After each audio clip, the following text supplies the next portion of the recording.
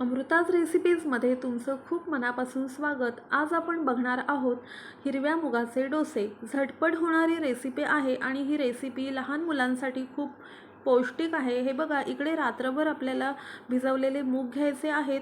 मिक्सरच्या भांड्यामध्ये मूग घ्यायचे आहेत। त्याच्यानंतर कोथिंबीर घालायची आहे, कढीपत्त्याची पाने घालायची आहेत, 2 ते 3 हिरव्या मिरच्या, 1 इंच आलं घ्यायचं आहे, लसूण पाकळ्या घ्यायच्या आहेत 3 ते 4 आपल्याला, आणि त्याच्यामध्ये आपल्याला 1 वाटी तांदळाचं पीठ घालायचं आहे।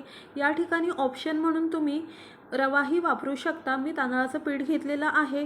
त्याच्यानंतर जिरेपूड घालायची आहे। मिक्सरमधून छान बारीक करून घ्यायचं आहे आपल्याला पाणी घालून। हे बघा, अशा प्रकारे कन्सिस्टन्सी करायची आहे।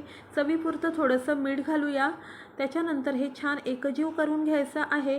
एका पॅनला तेलाने ग्रीस करायचं आहे आणि आपण जे बॅटर तयार केलेलं आहे डोस्याचं ते पॅनवर घालून घ्यायचं आहे आणि छान पसरवून घ्यायचं आहे। हे बघा, अशा प्रकारे छान पसरवायचं आहे बॅटर।